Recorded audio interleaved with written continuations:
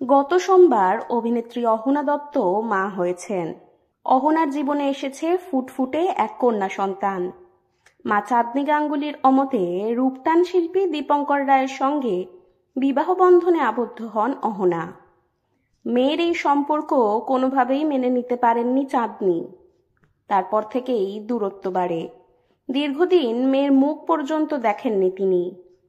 মাকে পাশে না পেলেও অন্তঃসত্ত্বা অবস্থায় অহনার ভালো থাকার দায়িত্ব পালন করেছেন দীপঙ্কর। এমনকি দীপঙ্করের পরিবারের তরফে অহনার সাধের অনুষ্ঠানও করা হয়েছিল। মাতৃত্বের প্রতিটি মুহূর্তকে মন থেকে উপভোগ করেছেন অহনা। সোমবার দীপঙ্কর সমাজ মাধ্যমে একটি শব্দ লেখেন, মা।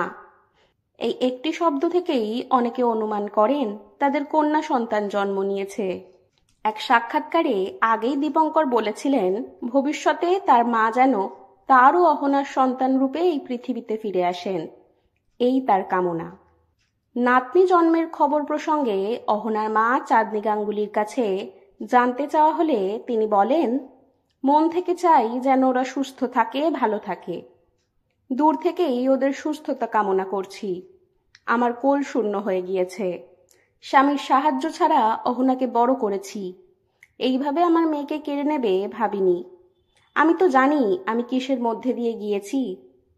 তিনি আরও বলেন, চাই অহনা যেন অনেক রোজগার করে, কারণ যতদিন ওর কাছে টাকা থাকবে ততদিন ওই মেকআপ আর্টিস্টের সঙ্গে ও ভালো থাকবে। আমার মেয়ে বরাবরই সরল বোকা, তাই অনেক কিছু বোঝে না। আমি শুধু এখন ওর ভালো থাকাটাই কামনা করি। কথাগুলো বলতে বলতেই আবেগপ্রবণ হয়ে পড়েন চাঁদনী। সমাজ মাধ্যমে অহনা জানিয়েছেন তিনিও তার নবজাত কন্যা দুজনেই সুস্থ আছেন। যদিও সন্তানের মুখ প্রকাশ্যে আনেননি তিনি, তবে কন্যার ঝলক দেখা গিয়েছে ভিডিওর মাধ্যমে।